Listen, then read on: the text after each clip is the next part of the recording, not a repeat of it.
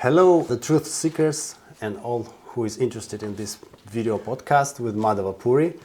And today we're going to talk about reincarnation. I tried to prepare a little bit and I failed because whenever I try to Google anything about reincarnation, there are either what you call Mayavadi materials, or it could be some mystical stories about some daughters, about some sons who have known something from the past and stuff like that. I hope we can talk in more practical way about reincarnation. That's why I give it all to you, whatever you have on your plate. Well, I recently watched a video clip from one of our sannyasis and leaders in ISKCON saying that now it is about time that in society reincarnation is established as a scientific fact, because there's so much evidence for that. Like what? Well, let's go to my infographic and I'll give you some facts. For many years now, there's been thorough research, 60 years, by the University of Virginia. They have a division called Division of Perceptual Studies. All right. DOPS, it's called. Dope. DOPS.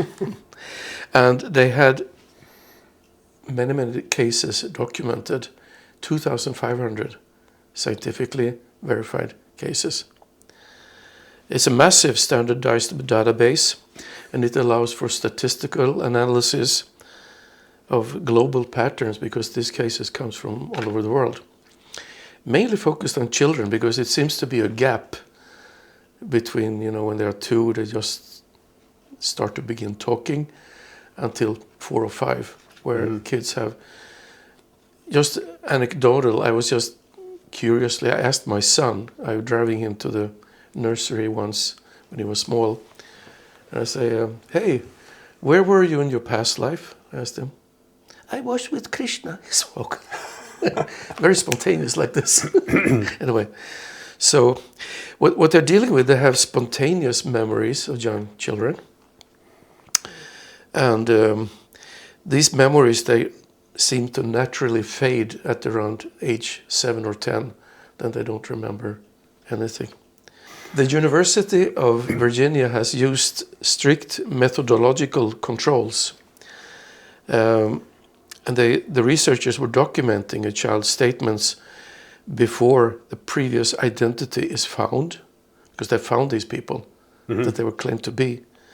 And in this way, they prevented contamination. Basically, they have 3 pillars of evidence. The first is the verifiable statements, that children will recall specific names, events, and details about past lives that are later confirmed. And the second pillar is physical signs like birthmarks on the body. And sometimes children are born with birthmarks or defects that precisely match fatal wounds of the deceased. And these are confirmed by medical records, that the location and nature of these marks or defects are often verified by autopsy reports of the past person. And the third pillar they're using are unlearned behaviors that are just spontaneous. They could display phobics. What was that? Phobias. Yeah. Phobia. Children may display phobias, preferences, and skills that are alien to their family, but match the previous life of that person. And there are phobias linked to death. For example, a child who claims to have drowned may show an intense, inexplicable phobia of water. Particularly, one very famous case that is generally cited is the case of James Leininger. Is one of the most thoroughly documented claims of reincarnation, and is based on specific verifiable data provided by the child. So his core claims and details, he had, first of all, spontaneous memory. starting around age 2. Little James, he had nightmares, recurring nightmares about an airplane crash. And he claimed, the little plane, the little man is me, the little man in the plane. Mm. And there were some key facts that he identified the aircraft carrier as the USS Natoma Bay. That's the name of the aircraft. And he said he flew a Corsair. So Natoma Bay, I think that's could be one of those big ships. I don't know what they call hangar ships. Ships. And he flew a Corsair. He also correctly named a fellow pilot, Jack Larson, and identified Iwo Jima as his place of death. Iwo Jima. He had the specialized knowledge. James displayed highly specific aviation knowledge for a small child, correcting bomb to drop tank, for example, and signed his drawings James III. So they investigated all and verified it. James' father confirmed details and through records identified the deceased pilot as James Huston Jr., the only fighter pilot lost from the USS Natoma Bay during the Battle of Iwo Jima. There are other supporting evidences. This James III signature was explained by Huston Jr. being the second James in his family. Leininger also accurately recalled private details about Huston Jr.'s family. It seems like he was somehow not born in the same family. And then there was a death confirmation. The crash was confirmed by witnesses, like bomber pilots, who saw Huston Jr.'s plane catch fire from a direct hit and dive into the ocean near Chichijima. So they made a resolution that the Leininger family visited the crash. I remember seeing a documentary on television many years ago. They visited the crash site location in 2006. And after this visit, James' past life memories and war-themed drawings faded, and it brought him closure to go there. So this case is very special because it's challenging conventional explanations due to the high degree of verifiability of the technical and biographical details. Okay, you know, Madhava Puri, I'm in a mode of a critical observer, because what you said kind of impresses, but it's like 1 out of millions or something. And also you mentioned that institution, it examined around 2,000 something. 2,500 cases. All right. Are they going to do something with it? Are they doing something with it? Do they show public shows on TV, like saying, yes, reincarnation is public, because it is real? I don't see that movement. So, like, society is not accepting a reincarnation. So something was proven somewhere in a closed community. Doesn't mean anyone would follow. It is controversial because we should not forget that about 1.8 billion people are Christians, for example. And reincarnation, as we know, is a well-established fact if you go east in the Asian countries, India most of all, and other states. It's a natural part of their belief system. But it seems to have been also part of the Christian belief system once, but research showed that for political reason, practically everything about reincarnation in the biblical texts were deleted or changed. And the reason they claim is that there was a famous meeting in Nicaea, 325 after Christ, where the Roman Emperor Constantine met with the patriarchs or the church fathers, Because as you know, there'd been a long ongoing battle between the Romans and the Christians. And the Christians were fed to the lions in Colosseum in huge numbers. But their faith was so strong, so they became martyrs. And Emperor Constantine basically thought that, well, if I cannot defeat them, why don't I become one of them? So he had this meeting, and because he had the political power, he had the money and the military, but the high priests, they had power over people's heart, of the faith. And there's a saying that faith can move mountains. So that's why the Roman Empire wasn't able to defeat the Christians, who were like disciples of Jesus Christ, several generations. But it's all about control. He suggested that they should join parties, so they formed the Roman State Church, or the Roman Catholic Church, as it was called. You know, they had the epicenter at the Vatican, and things like that.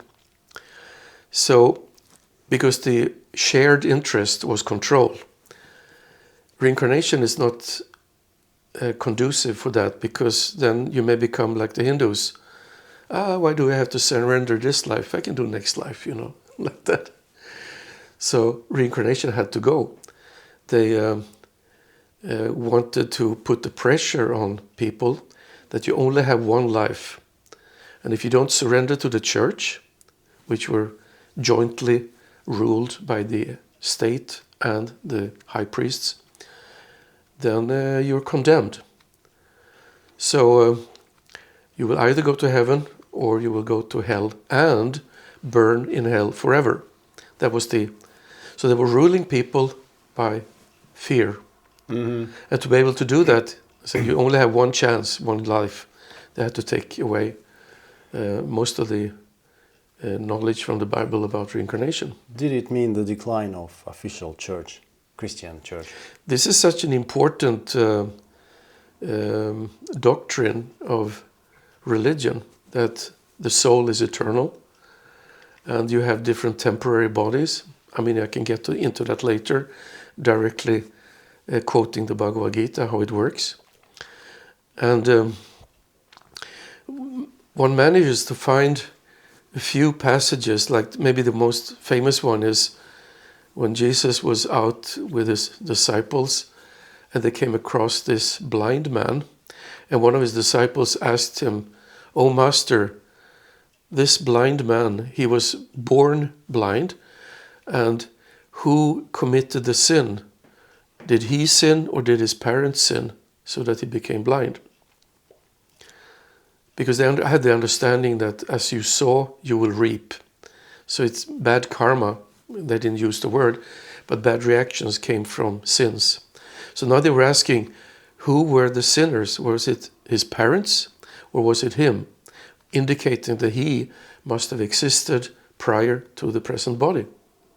So it's like a subtle, indirect evidence for reincarnation. Yeah. The case with reincarnation is not about finding more cases. It's about establishing it on some kind of official level.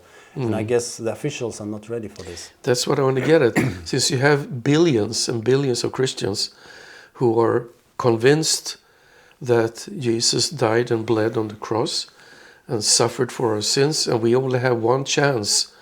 And this one chance means that you have one lifetime that you can surrender to Krishna. You have one lifetime you can surrender to Christ. To Christ. Yeah. Sorry.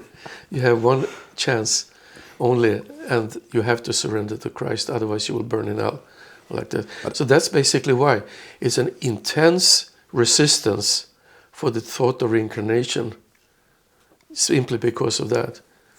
So you mentioned some early 300 years meeting, meeting, but there was a second council of Constantinople in 553, okay, which officially refuted reincarnation from Christianity.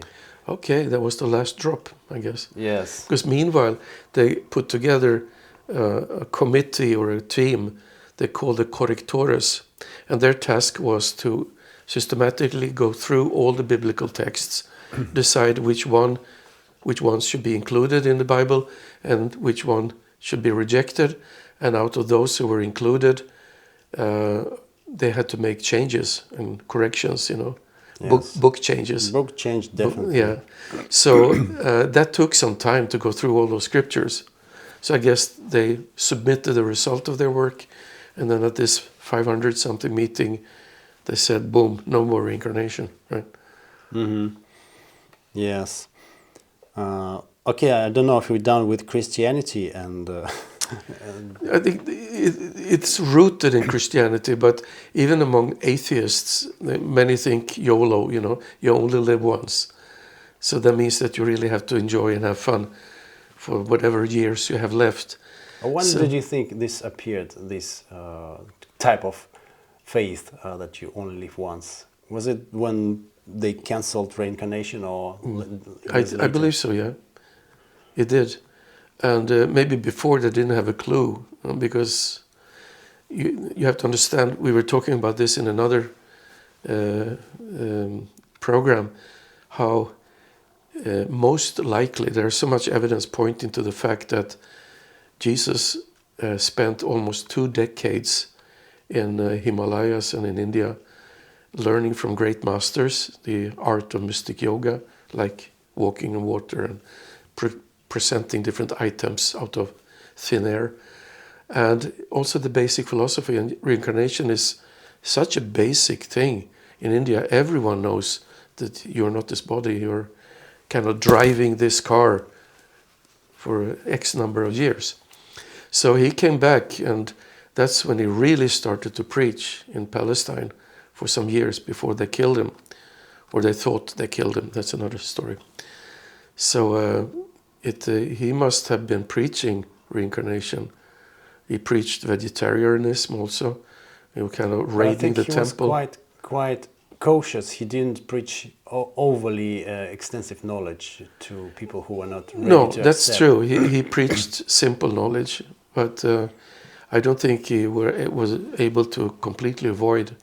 But whatever he said, which may have ended up in the different books of the New Testament, it was erased and corrected by the correctores to get rid of their reincarnation. And it spread to like a common Western worldview, even to the atheists and other. So, yeah, atheists rule the world, I guess, nowadays. There's one other modern view of reincarnation as a soul trap. I can read a little bit. Reincarnation as a recycling process managed by a control layer rather than a path for growth or evolution. Its purpose is to feed the system again. Memory is whipped, identity is reset, and your pain becomes fuel. The soul is treated as a resource that could be repackaged and sent through the cycle without informed consent. For some where does this come from? I think it's just internet, knowledge, not so credible resource. But I think that kind of idea pops into minds in this or that shape. To me, it has a little bit the flavor of the green spaghetti monster theory, kind of. But we haven't really touched any of the ancient Vedic knowledge on the subject, because if you look into that, it gives pretty nice clarity. You were just quoting that identity is lost and memory is wiped, and we just looked at the case of little James, and there are thousands of others proving that there are memories there. But I think this one is like more manipulative version of understanding of reincarnation, because it kind of accepts reincarnation, but it says that it's not good for you guys, you're just being used, which I guess is not true, and we should probably find out how to think about it for a normal person, what he needs to think about reincarnation, what he needs to do with this for his life. If we ground ourselves just in material science, starting with little James. There are these patterns of behavior, the body marks, the memories. And what we can learn from the Bhagavad Gita, he states clearly that at the moment of death, which means at the moment the body stops functioning and the soul leaves, the soul brings with him or it the subtle body, which is comprised by the mind and intelligence and the false identification. And that subtle body is the storage of your, memories. They're called samskaras in Sanskrit. Question, subtle body, is it something physical or non-physical? It's subtly physical. It belongs to the category of material elements, but not the gross ones like solid, liquid, gas, etc., that you can observe or weigh or measure like that. So that subtle physical or material thing is being transferred through bodies? Or Yeah, it doesn't die like the gross material body. Everything about your false identity, which is, earth, water, fire, air, etc., that is simply transformed into ashes or into, worm, stool, or whatever it is. But the subtle body survives the material death. Subtle body and soul, is it the same thing? No, it's not. The soul is also explained in one of my favorite verses in the Bhagavad Gita. It explains how the soul is carrying his life conception, that means the subtle body, from one life to the next, just like air carries aroma. What is spirit? Is it equal to soul or to subtle body? Yeah, it's equal to soul. And I think that analogy is so beautiful, just like air, which is pure. It doesn't have any scent, but it carries aroma. So if the wind is blowing through a kitchen, then you smell the food. If it blows through a flower garden, you feel the smell of flowers. And if you, blows through the toilet, then exactly. So the wind is. So this is the explanation of the Bhagavad Gita, and just to make it more intricate, from other Vedic sources, you learn that as the soul recovers his original consciousness, the pure spiritual Krishna consciousness. What does it mean, recovers? They're awaken from the material dream. Because probably when I ask, I try to think in some materialistic terms, like as if you cleanse the water. That is kind of a process that's going on inside of soul, I don't know. Is it similar or it's a different process? Well, the soul is covered in its present state. It's conditioned when a person is materialized. In the material world, yeah. Carrying a material body, carrying a material mind and intelligence. So generally the souls in this world are not aware of their true identity. Just like as if you're an actor on a theater, you're so totally absorbed into playing Hamlet, for example. So you identify with Hamlet, you know. So this world is like a stage. But generally actors, when they're done and the curtains are closed to go walk home for the day, they are their so-called real themselves. But in the material world, it's quite rare that people have awakened to that level, that they really see themselves as they truly are, actually the witness of what goes on in the material body and the witness of all mental and the psychological processes. By design of this material world, it's done so, right? It's done. You put under, like you go for surgery and they give you general anesthesia. You come to the material world and then you're put into ignorance in a dream state like that. Yeah. So if you go back to what you said, the subtle body, some habits or whatever, is carried by the soul throughout lives. Does. And this subtle body, does it, improve or degrade depending on the life of a person or how it evolves? The material subtle body, as stated in the scriptures, are gradually dissolve as you awaken to your true identity, as you become enlightened. How can you live without it if You don't live without it, because the soul has spiritual senses, spiritual intelligence, spiritual mind, but those are being covered, in a state of dream. Like the ultimate goal is to have a clear soul operating. Actually, yeah, it is. So what happens is, if you take to the process of Krishna consciousness, which is very, very scientific, you gradually purify your true self from all the layers of conditioning. And to the effect you do that, when you ultimately dissolve the entire material subtle body, it's not there anymore. Then it's just the pure soul in it's called Svarupa, his own spiritual form. Then you don't have to be here anymore. You can go back to the spiritual dimension like that. So the death of the material body occurs after X number of years, but the death of the subtle body lasts. It comes only when you're about to leave this material universe. That's pretty fascinating, isn't it? Yeah, it requires some bright imagination to understand. So what Krishna says in the Gita, to put it simple, whatever state of being you remember at the moment of death, that means the state that your subtle body are in, that state you will continue in your next body. In your next body, yeah. So you will, just to make a very blunt example, somebody like a man who's completely fixated or absorbed in females, just chasing women all the time, he might become a woman or get a woman's body in the next life, because that's what's going on in his mind when he dies. For example, there was I think there was the owner of the Playboy magazine or something, on his deathbed, he was just saying, oh, if I could only have a few more minutes so I can enjoy the company of a young, beautiful woman, So in that state of consciousness, he may become a woman or a rabbit or something like that. I have one TikTok video I watched before this meeting, which it corresponds very brightly visually with the saying about soul and cleaning it. So there's an Egyptian god Anubis, and there's a depiction of him with some kind of scales.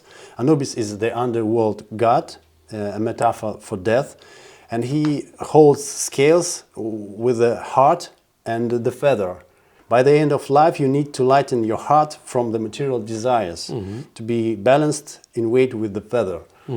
It's just what you said about cleansing the soul and your spiritual body. That's the first shloka in the Shikshashtakam, where Mahaprabhu says, Cheto Darparna Marjanam. Cheta means the consciousness, and Darpan is like the mirror, you clean it, Marjanam. But for me, this means that mostly, I believe, most of the religions or cultures around the world knew it thousands of years ago. It's only like the Jesus era that we have these very wild years when they prohibit notions of reincarnation. They erase everything from memory, from books. And that's why people are so stuck. There are two ideas, the soul and the spirit. What's the difference between those two? How do you think?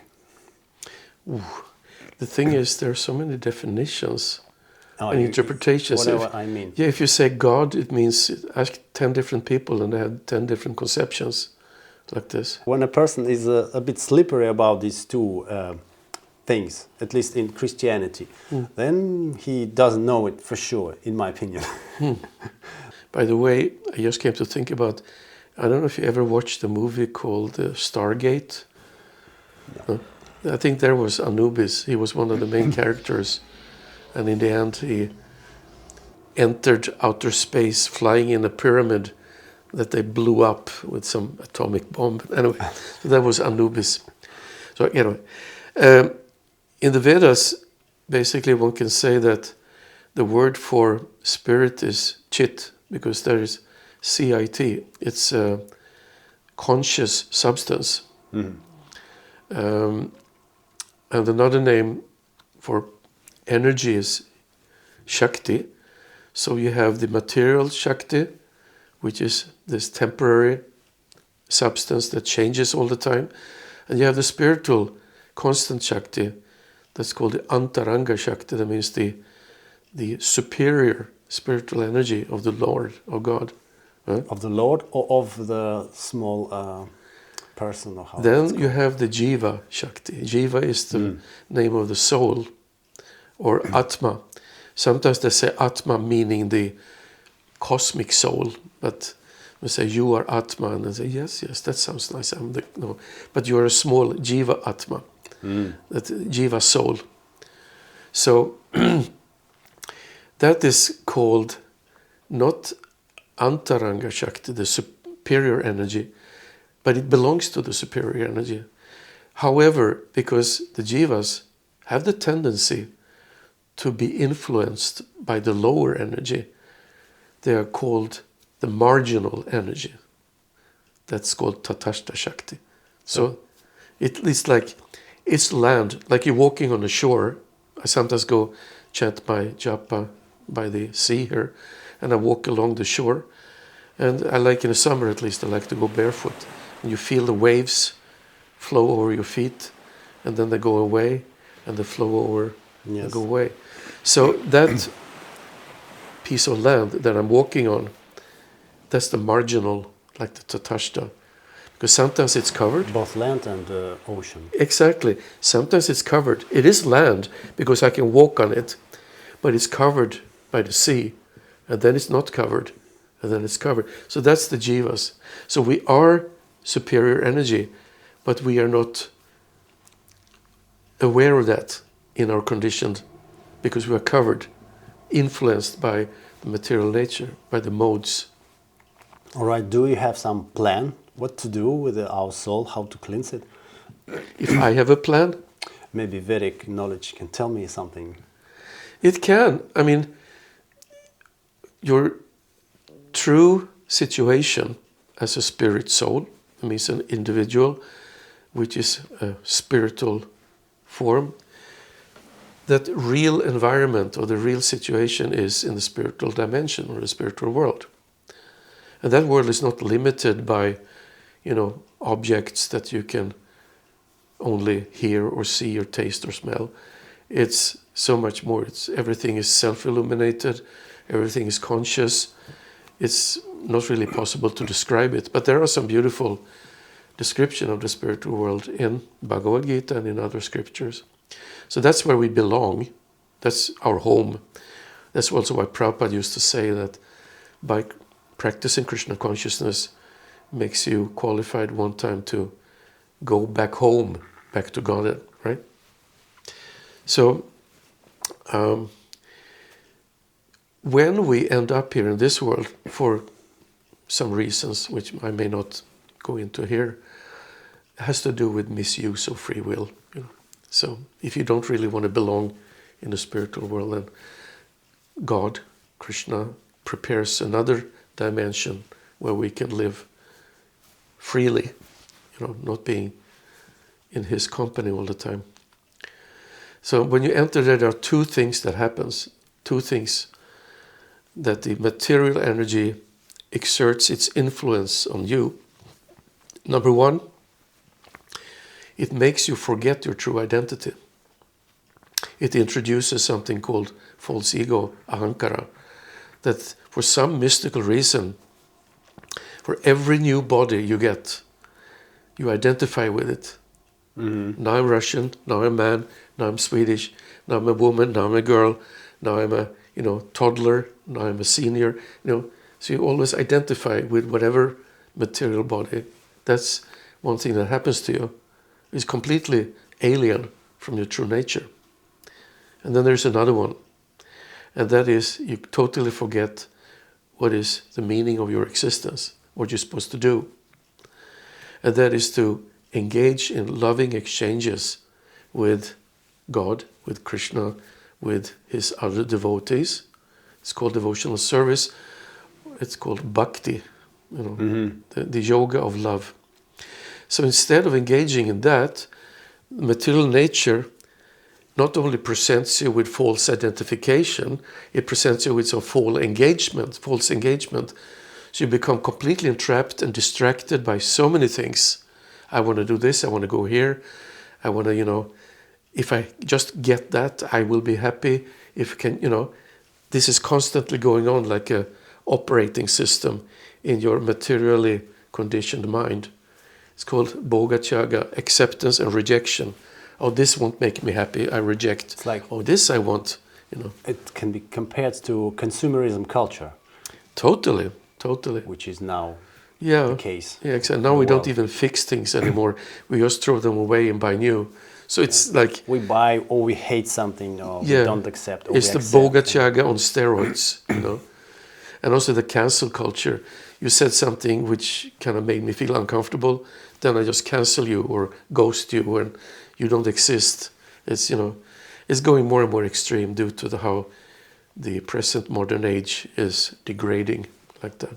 So it just came from the cave man who just fought for a woman. Now he fought. Boom! And drag him by the hair. Yeah, and now he fights for like some weird stuff, like mental, that you call me the way I want with my pronouns or something like this. It's very tricky. Yeah, the pronouns. Yeah, exactly. And I was also seeing something funny that if you go on a date on a woman, like in Sweden, for example, you sit down to have dinner, you can see the first thing she's looking after are the exit signs. Where can I run away? After I have rejected this man. And then they introduce these things with toxic masculinity. And I mean, it's a whole big soup. So there are some really gross materialistic forces at work here in this world, that through media and through education, right, so etc. The whole world is pushing us towards this, how to say? Illusion, maybe? Illusion, yes, and bad behavior. That's not something that you should aim for in your life as a human, right? What should be this good behavior that we need to practice more? You can look at it in two levels. The first level is you need to be a civilized human being, somewhat polite and honest, respectful. I'm pretty sure every one of these people we mentioned as an example, they seem perceive themselves as elated, humans. Well, that's the... it's called Atmavan Manjate Jagat. You see the world according to your own values, and you judge everybody else according to you. So if you're a satanistic, ritualistic abuser, you respect people who are better than you in drinking blood or something. It goes from there. But there are absolute values that will give you the opportunity of a better life in this universal environment. There are some basic physical laws. We were talking about a couple of them in our last program. Law of gravitation, the first law of thermodynamics, the general relativity. So they are being proven. Nothing that you can do anything, change pronouns to or whatever. These laws are ingrained. Similar, there are subtler laws, just like there are laws pertaining to your gross body. You have the law of karma. And even the Christianity says, as you sow, you will reap.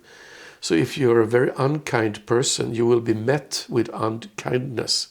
If you're a charitable, generous person, you will be met with charitable generosity like that. So if you develop on one level the good qualities of a civilized person, you don't even have to be a believer in God. You can be a moral atheist. Bhaktivinoda Thakur, he discusses these things. So a moral atheist is smart enough to kind of feel the vibes of the universe, that if I do things properly here, I don't have to believe in God, I can even say he doesn't exist. But if I play according to these laws, then I will have a pretty good life. That works. Is it good? Is it good? Could be a stepping stone for further advancement. I think the most, what you call Mayavadi, come from this community. That's true. I mean, if you end up in that, but then you already entered up to second level and you rejected it. Second level means that you are a good person to please God, to please Krishna.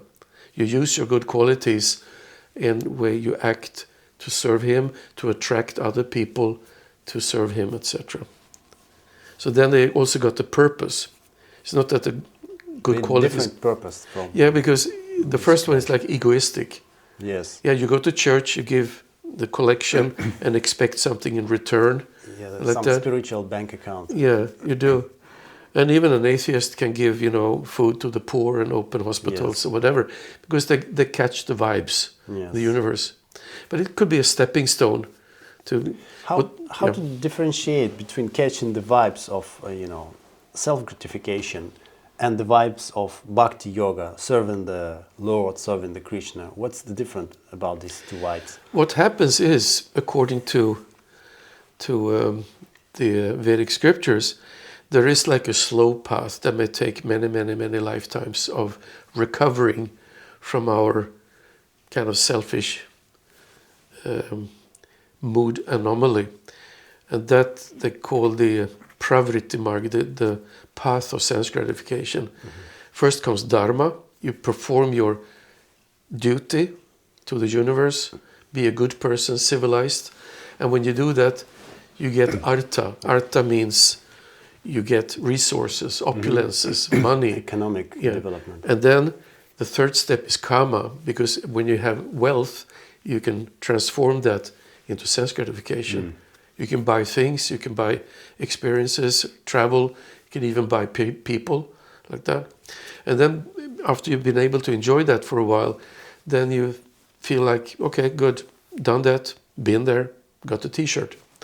And then you were looking for mukti, liberation, because you feel that this place, the material world, after all this, is not really a place for a gentleman.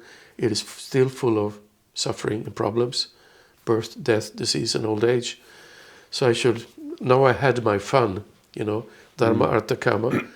So now I had my fun, and maybe it's time to. So that's a slow path. But then you have the path of nivritti marg, where you reject all that, and instead you use everything, including your body, your mind, your voice, to serve Krishna. Use it in the devotional service. Right there. Like we could be sitting here making a video encouraging people to be more civilized, more good people. You should become more generous, more friendly, and kind, and like that. And nothing to do with God whatsoever. It's good, stepping stone. Or we can do what we do now. We connect things with the core teachings of the Vedic literature, the creme de la creme, the Srimad Bhagavatam, Chaitanya Charitamrita, and the end of the Bhagavad Gita, Actually, the whole Bhagavad Gita, because you listen to who is talking, Krishna. So it is explained through the slow process. Every time you successfully manage to milk the universe by your good actions and good qualities, you're rewarded by something called Sukriti. Kriti comes from action, and Su means good, beneficial. Mm-hmm. So you basically get good karma, and they accumulate little by little for every lifetime. So you actually become a better and better person until you reach, we can call it critical mass. And Krishna, who is in your heart all the time, a super soul, he thinks this person is now so nice, so he can actually be introduced to first levels of bhakti. There's this famous verse that Brahmanda bhumite kona bhagyavan jiva. Brahmanda means the egg of Brahma. Brahma is that's what most Christians believe is God. He's the creator of the universe. Of course, there are an unlimited number of universes. So you've been traveling in this Brahmanda bhumite kona bhagyavan jiva, since time immemorial. But then at one point, Guru Krishna prasada by Bhakti Lata Bij. So by Guru and Krishna, you receive a seed of bhakti in your heart. So this is the reward from being a good person, elevating yourself, refining your qualities. So Guru, we were talking about this the other day, that means, of course, the Guru in the heart, which is Krishna, but also other living beings who are very qualified, or sometimes not very qualified at all, but they know where the temple is, or where you can buy some vegetables and things to bring home and cook for Krishna. So even though they may be alcoholics, they point you in the right direction without even knowing it. That Vartman Pradashika Guru. So you have different Siksha Guru, Diksha Guru, etc. we spoke about. So by the mercy of the Guru, who acts on behalf of Krishna and through Krishna's direction, directly through the heart, you may meet a devotee, you may taste some prasadam, you may open a book like the Bhagavad Gita, read a few lines, and that's where it starts. Yeah. Interesting. I have many different angles to continue the discussion. I don't know if it's the best one. Just pop into my mind that Jivas could be anything. We could be humans, could be animals, could be plants. If there would be a saintly person next to a plant, does this plant benefit? Does it mean this plant deserved something, as you said? Well, it is specifically stated. There's one famous verse in the 11th canto, chapter 9, text 29, which made great impression on Srila Bhaktisiddhanta, the guru of Prabhupada, when he was a small boy. And he said, this is the verse, I will live my life according to that. And it basically states that now when you have a human body, that if I may correct you, it's not that you are a human or you are a plant, but you carry this body. Then as a human being, you have the best possibilities to take up spiritual life and perfect your life. Because even if the body can die at any moment, this is what you should do. And sense gratification is there available to even the most abominable species, like, stool-eating pigs, or they really enjoy that. But as a human being, that's when things get real interesting, and you can, like you said, see things from many different angles and ask questions like that. So the plant would not directly benefit? There are exceptions. There are exceptions. We heard in the Chaitanya Charitamrita about the dog of Shivananda Sena. He just followed the Sankirtan group and took remnants of prasadam, and one day he wasn't there anymore, and somebody was asking Chaitanya Mahaprabhu. I said, no, he went back home, back to Godhead. Back to Godhead from the dog's body? From the dog's body, yeah. So there are exceptions, but every living being, it's stated specifically, another verse from the Chaitanya Charitamrita, Sadhasanga, Sadhusanga, Sarva, Shastrakoi, Lava Matra, Sadhusanga, Sarva Siddhihoi, something like that. That even very short moments of association with the pure devotee, a moment is Lava Matra, that means 1/11th of a second, so very short. It's almost like the shutter time of our cameras here. So small that can benefit a lot of the living being. So there is benefit. Even a plant in your home, you can chant Hare Krishna, play bhajans, it will actually grow better. Really? Yeah, this is proven. Nice. Well, like for example, Tulasi plant is one example. Now, she's not an ordinary plant, so she has special affinity for Krishna or Vishnu. It's a big plant, right? It's not growing everywhere. Well, no, it's mostly growing in India, but I have some friends, devotees, who are very focused and very nicely devoted. They manage to grow huge bushes. They live for maybe 4, 5, 6 years maximum. And you use the tulsi leaves to put on top of the food we offer to Krishna. But they always sit there, chant their japa, or play the kirtan for Tulasi, and she really enjoys that. If the other conditions are met. So anyway, every living being is benefited, but it's specifically for a human being who has the ability to hear Shravana and to chant Kirtanam and Vishnu Smaram, to remember. Lower species have lesser. I just made yesterday, I think, one of those popular infographics about the different levels of consciousness according to Srila Bhaktivinoda Thakur in Jaiva Dharma. And he explains the characteristics of inert living beings like stones and trees, and then goes up insects, and finally you come to human being that has blossomed consciousness. And then you come to the devotee, the Vaishnavas, they have fully blossomed consciousness. So this is like a taxonomy, you know. So as a human being, you have the opportunity to go from a blossom to a fully blossom. The duty, not the opportunity, right? It's opportunity. Did I say duty? You said opportunity, I said duty. Yeah, you know, it's the duty to yourself, because Yes. if you misuse your body as a human being, there's no guarantee that the subtle body and its conception will bring you to another human body. It could be something lower than that, Yes. which is a highly risk. There will always be material obstacles in any body, I believe. You know that famous painting? I think I have it on the wall here. When you see, you know, the take a shot goddess later. of birth and god of death, and all the different species, and how a human being goes from child, youth. Oh, yeah, you know. yeah. That's a very good example that it's a cycle, it goes on. So simply because you have a human being now, it doesn't mean you are entitled to have a human being form in the next life. You can, depending on your consciousness, maybe take your birth as a demigod, which is fantastic. But then you get so conditioned about the celestial, beautiful, enjoying circumstances that you forget everything about spiritual life and just enjoy maybe hundreds of thousands of years. It's riskier than being a human. Yeah, human is Suffering good because you have a human body. balance, you know. You said the heart and the feather But of some Anubis. humans live a very bad life, I would say. Yeah, they do, and some live very good. So it's a spectrum. And if you live a bad life, you consume a lot of bad karma. That means you free yourself. You may end up in a better position in the next lifetime.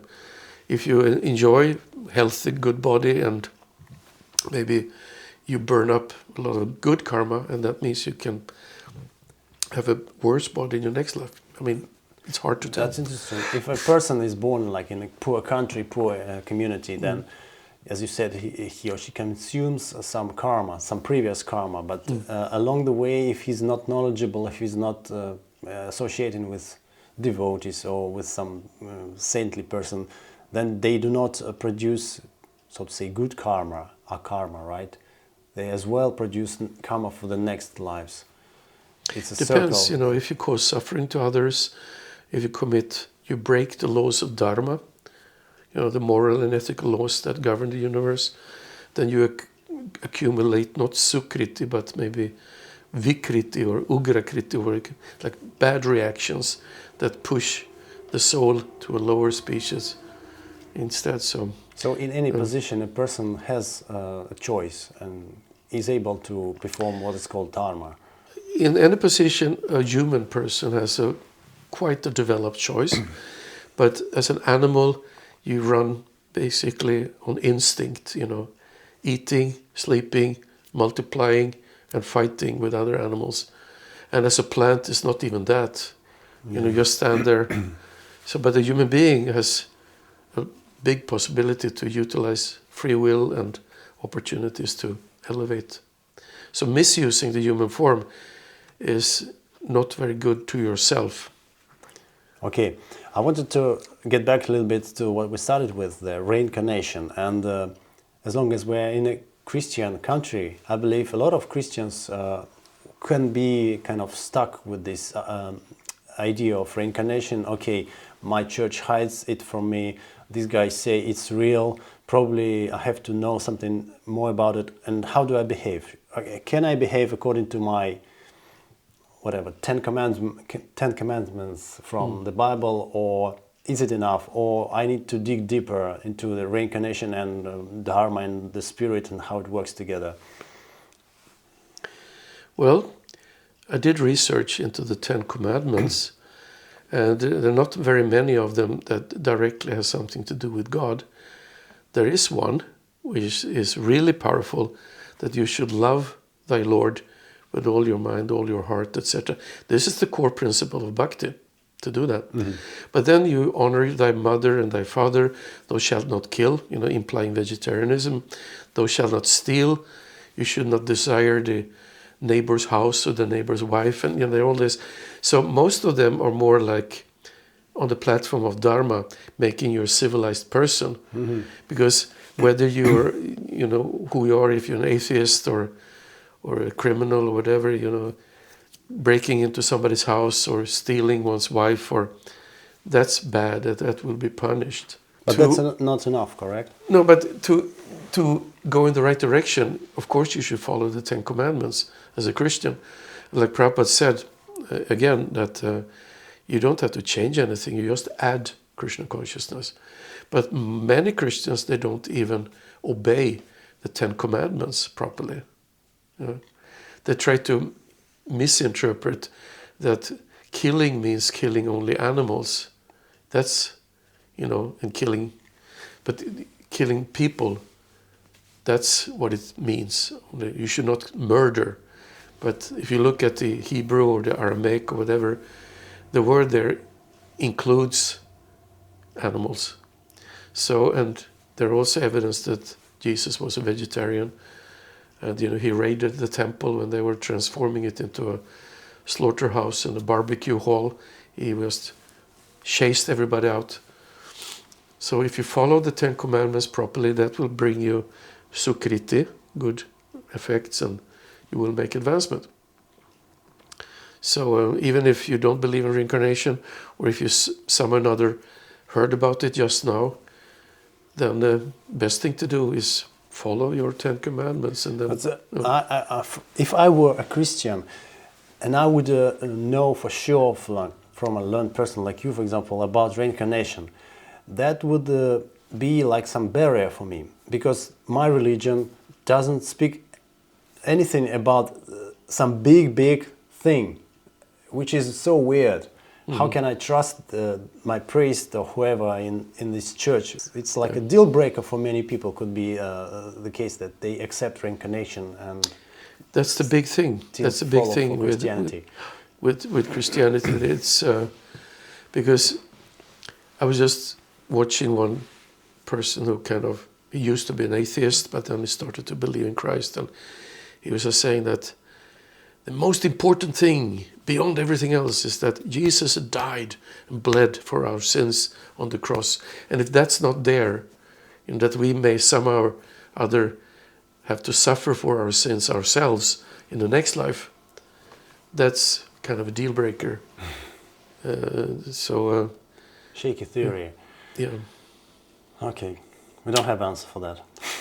No, what can we do? Because if an ideology is based upon a certain very, very important issue like this, if you kind of modify or moderate this issue, then you're suddenly on shaky grounds.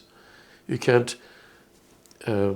repose your faith into that single thing anymore.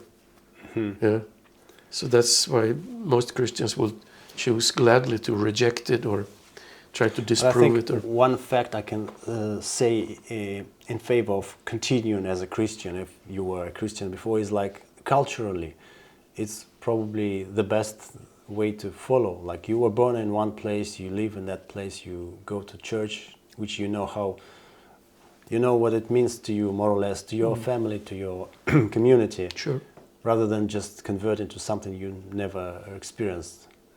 Follow your heart. So how does Vedic culture, Vedic religion deal with it? Can you be both Christian and absolutely. Vedic? Ultimately, there is only one religion, but some different flavors of that. So you can. You may replace some uncomfortable beliefs in Christianity with more comfortable beliefs from the Vedic tradition, from the Sanatana Dharma, because what a person should read to know better about reincarnation in Vedas. Chapter 2 of the Bhagavad Gita. Okay. And then you have also in, I don't know if it's in 9, when you get into the more subtle mechanics that, first of all, whatever you think about at the moment of death will direct your next life. But Krishna says in the other verse next to it that if you think about me, Krishna says, then you will join me. You will go back to Krishna in the next life. So this is like the goal of a devotee, that whenever it's time to leave this body, we can simply fix our minds on the Supreme Personality of Godhead. In case of Christianity, it could be Jesus or who, me. Jesus was not the God, he was the Son of God. No, but he also said, me and the Father are one. And even the most Christians admit that, recognize that he's not talking about that they're one person, but they're one in spirit. Like God says, you should love me, and Jesus says, you should love God. That's synonymous, like that. Okay. So if you put your thoughts on God or on God's pure devotee, that's almost the same thing, I would say.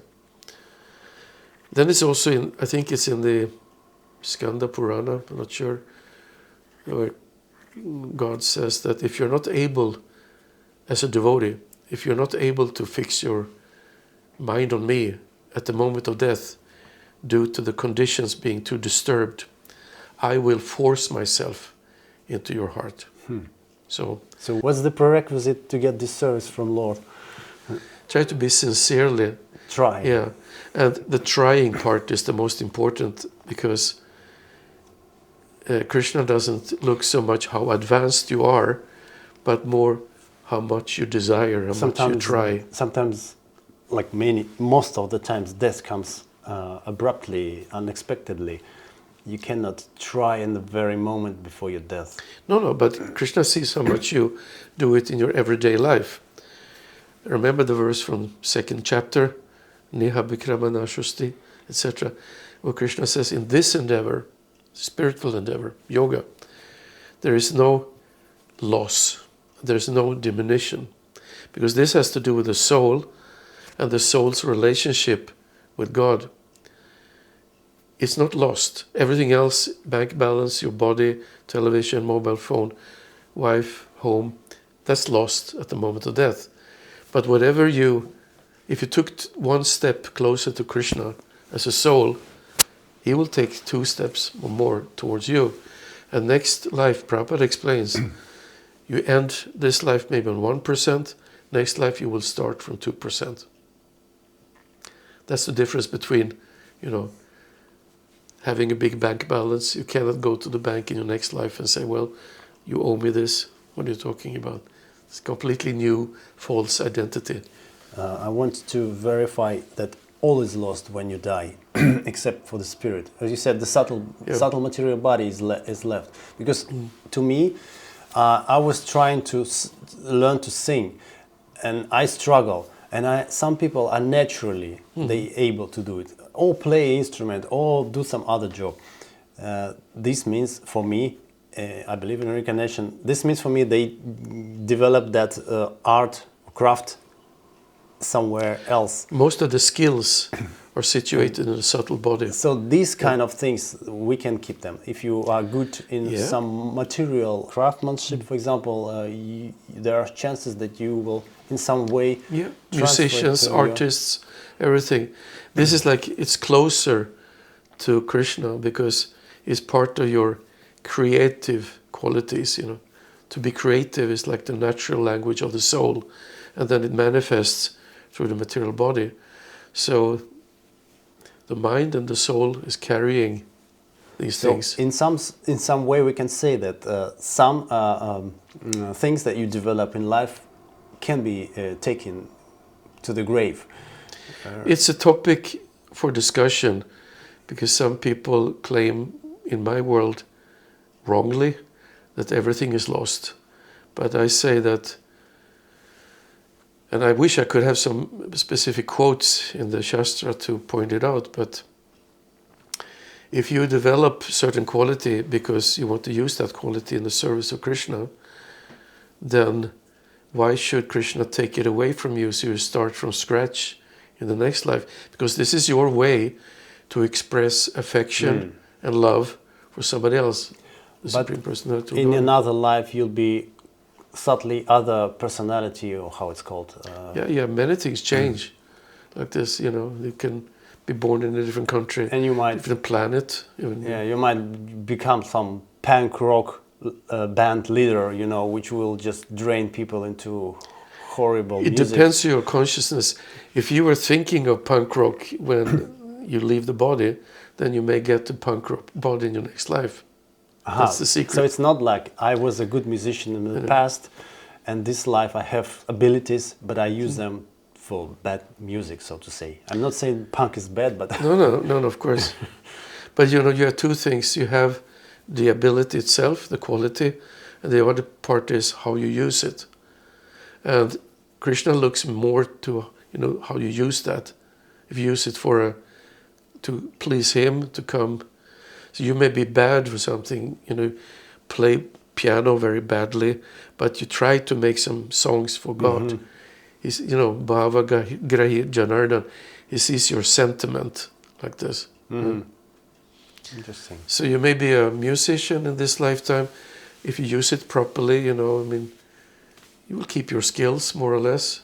And that leads me to another popular opinion that whatever talents a person has, he or she should focus on those talents and develop those instead of developing something that he's missing. If I'm good in music but bad at math, I should focus on music and not do everything on a certain level to get the grades right. In my book, it's a little more difficult to use math as an expression of love for God, but it's much easier to use music or cooking or sewing or decoration or writing poetry or dancing or anything cultural like this. It's easier to dedicate your actions to God. But you can be an engineer who builds a temple. You use some math for engineering. As an engineer, you have to be creative as well. But it's hard to be a butcher, and then use it like.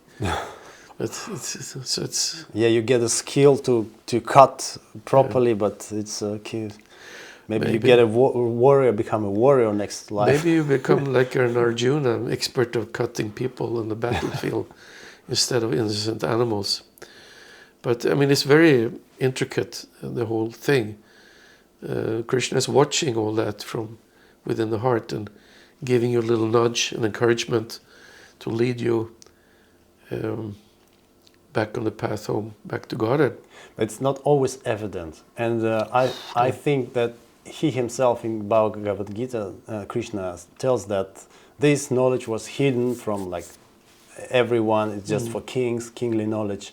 Why is that so? Why it's not written? Raja Vidya Raja Guhyam is a kingly knowledge, and it's a kingly secret, because not everybody is qualified of receiving it.